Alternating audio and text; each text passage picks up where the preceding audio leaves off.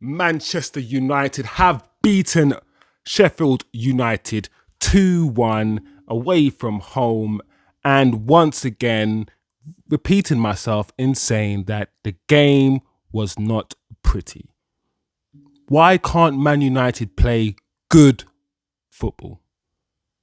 Why are Man United this season being saved by individual brilliance? Because the football that we are seeing today was absolutely shocking. Yes, I am happy that we won the game. Of course, I am a Manchester United fan after all. But we must now start sit back. Let's sit back and observe and see what's really going on. Scott Mctominay scored today. Dalot scored today. And Dalot's goal today was pretty nice. McBurney scored a penalty. And to be honest, apart from the penalty, Sheffield United lacked that killer instinct. And it's because of that lack of killer instinct we won the game, because against a better team, and we have seen it already this season, Man United would have been slapped. We would have been beaten today. Bottom of the league, Sheffield United should be proud today of what they did. They lost the game, but boy, this result has definitely, for me, once again, papered over the cracks. The style of play that we are implementing under this manager, I do not like. We struggled against this opposition. And like I said, against a better team, we would have lost. The cohesion, the lack of possession, the lack of precision. And essentially, the players do not know what they're doing. They don't know what positions to take up. Listen, if you are sitting there and you are happy with this performance, then I do not know what to say to you. I am worried about the manager. I don't think we are going to... We might not even get into Europe if we carry on playing like this. This is, like I said, we've won. And I know a lot of you guys will just forget about the performance and focus on the fact that we've won. But there is a lot for us to discuss today. There is a lot for us to discuss today. This pace and power transition football that the manager is trying to implement by neglecting possession is, for me, criminal.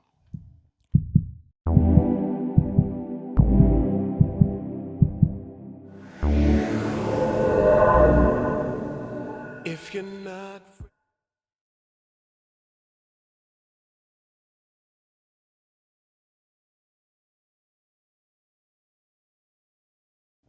There's a lot for us to discuss today. Please, as usual, smash the like, turn on notifications, and if you haven't yet subscribed, please subscribe below. As usual, guys, grab yourself a drink, whatever you're drinking, whatever you're smoking, whatever you're doing, just relax yourself. This is the post-match debrief, the post-match analysis, where we're going to strip it back and talk about the game. Talk about nothing but football. No bias. Well, I try not to be biased anyway. And we're going to just talk about this. First of all, let's talk about the lineup, right? Maguire, Evans, Lindelof. Varane's on the bench, but Varane didn't play. He didn't choose Varane. And when I see Maguire and Evans as a starting centre-back pair, knowing their physical limitations, the lack of speed, the lack of mobility they have, I was worried. I think Casemiro was injured, so Amrabat started, and I knew after Scott McTominay's brace in the last game, he was also going to start. Antony, as he is the manager's son, he must be the manager's son because he can play badly most of the time, a lot of the times, and retain his place. I do not understand, but it's probably because we spent so much money on him, so the manager is probably going to die on that sword. Antony, straight back in the team, Højlund up front, Rashford on the left. I've said many times that this transition football that this manager is trying to implement by taking out the more technical players who can keep the ball, such as Eriksen, who's not the most mobile, but he's technical. Players like Martial, who the ball sticks to his feet like glue. Sancho's of this world, those sort of players, whether you like them or not, more suited to a possession style football, more suited to controlling the game, dominating the game, rather than a quick transition, pace and power style football. Those players are not being picked. Those players are being put on the bench. Listen, against this team, against a team who's bottom of the league, a newly promoted side, I expect a team like Manchester United, who finished third last season, who want to go on and do better, who want to potentially go on and challenge the leaders, challenge Man City. I expect a better performance than that. That was the lineup. Like I said, I did not like the lineup. What's the point of paying all that money for Mason Mount only for Mason Mount to sit on the bench? I believe, and I strongly believe, against a team like Sheffield United, we can play the Mason Mounts, we can play Eriksen, we can play the technical players and not have to rely on the quick pace and power players, the Scot McTominays, who might not have the best technical ability but get themselves around. It's almost as if the trade-off that the manager is choosing to make is control or the lack of control or the loss of control of the game over a frantic sort of basketball type end-to-end match that he wants to implement, or style of football that he wants to implement by playing this 3-1-6 formation that, for me, with the players that he has, should I say, at his disposal, just does not work. I'm going to make this quick. I'm going to talk about the first half first and foremost. For me, within the first few minutes, we were under pressure. Within the first few minutes, Onana had to make a save. He tried to pass it out from the back. We were being closed down very quickly by Sheffield United. They were very physical in the first few minutes. In fact, in the first 10-15 minutes, they were more physical than us. They had more control of the possession than we did.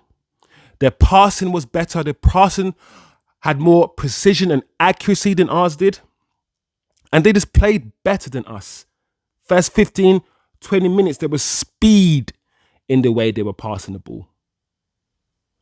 And on top of that, our midfield, we gave them so much space in midfield. Time and time again, Sheffield United will turn us over and have two people in the midfield with no Man United player around them, able to spread the ball onto the right-hand side. And if it wasn't for the fact that they had no clinical edge, no player of real quality, we would have got punished today. I can't believe what I'm seeing in terms of the style of football that this manager is trying to implement. It's almost criminal. So like I said, first 15, 20 minutes, United were more bystanders in the game. Sheffield United were dominating us in possession. Most of the action areas were in Man United's half of the pitch. And it just was not good enough. The first shot on goal that Man United had, I believe, was in the 16th minute. Antony. But we were just too slow from a Man United perspective. And if you watch the game, when we have the ball, we are way too slow. When we have the ball at the back, when Maguire has the ball, he's taking 4, 5, 6 touches. Too many touches. But despite all of these things, despite the fact that the first 20, 25, 26 minutes, Sheffield United did themselves proud, Man United scored the first goal. And that's the thing. When I was watching the game, despite the fact that we were playing so terribly, I know, you know, and we all know we still have the players with the required quality that can dig us out of a situation. And that's what happened. The Scot McTominay goal in the 28th minute, I have no idea where it came from. I think Bruno tried to feed the ball to Scott. It arrived at him in a funny way. He bounced up. And he still somehow managed to maneuver his body into position to perform a half volley, which just about snuck into the bottom corner. That goal was completely against the run of play. And if I was Sheffield United, I would be very, very annoyed that goal went in. And I thought, you know what? This game is going to be a game where, once again, it's going to be ugly to watch. Very ugly to watch. but United are going to just about get by. Soon after that goal went in, the same player that scored the goal conceded a penalty. Handball from Scot McTominay. And for me, the penalty, do you know what? Okay, hats off to the penalty taker. Hats off to Matt Burney. The penalty was in a side netting. Really good penalty. Excellent penalty. But Scot McTominay handball, it was a handball. There's not much I want to say about the handball, to be fair, because in today's game, in today's football, the way it's been played, that is a penalty. So there's not much I'm going to dispute about that. But like I said, to summarize the first half, what I will say is this. United lack composure on the ball. We can't keep the ball for shizzle. There's a complete lack of cohesion in the way we play. Players don't know where to go. Players don't know where to move. Players are pointing at each other. And when you see players start pointing at each other, that just shows everything. It shows everything, or it tells everything that you need to know. I think I saw a stat that said at halftime, our talisman Bruno Fernandes had 66% possession. You can't be the talisman. You can't play number 10. You can't be the main man and only keep the ball 2/3 of the time. I wish this manager appreciated keeping the ball over a quick transition style of football. Pace and power football for me is not pretty on the eye. It's not pleasing to see. And it sucks. Yeah?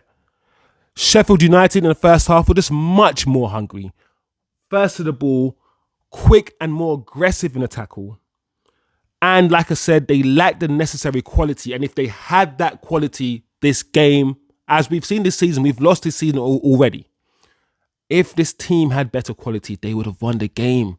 This is the bottom team. The bottom team in the league.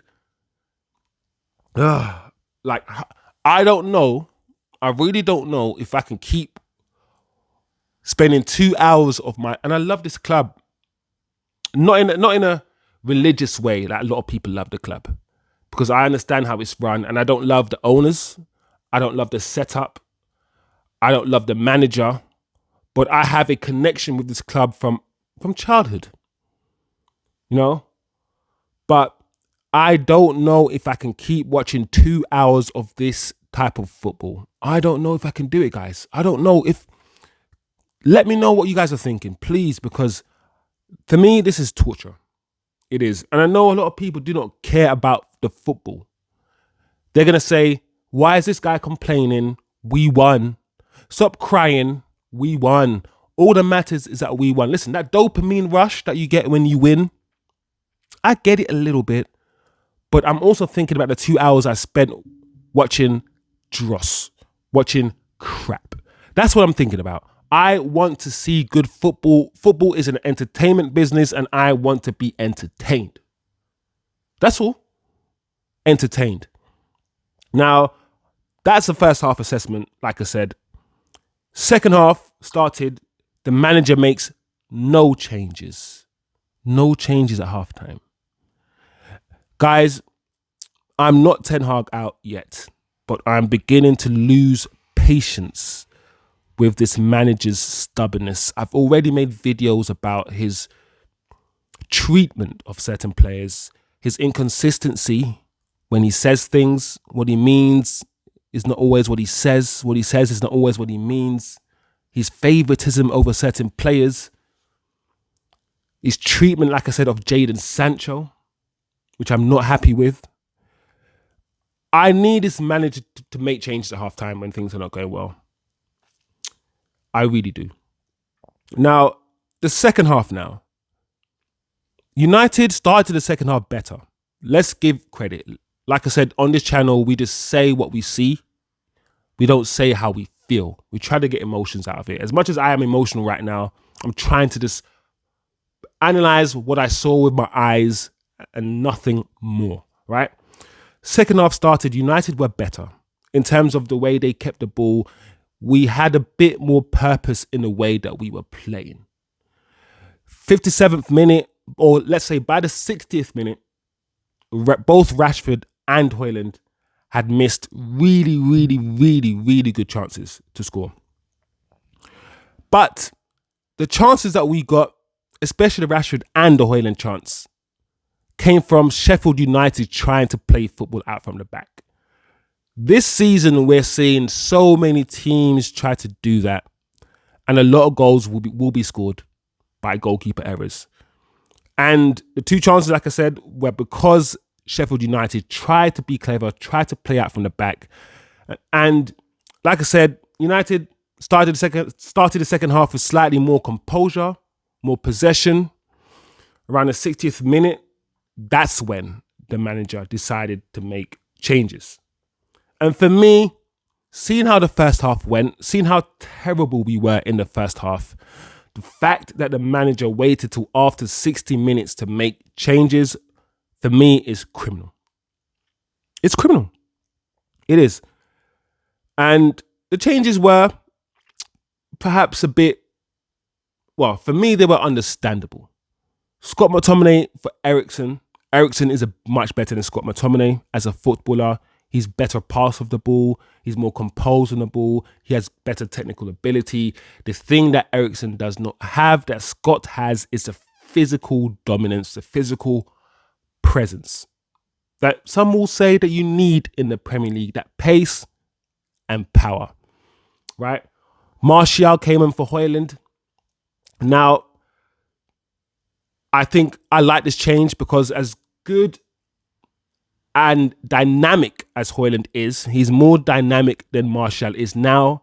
Martial is still a better footballer. He can pass the ball better. He keeps the ball better. He brings people into the game. He brings other players in.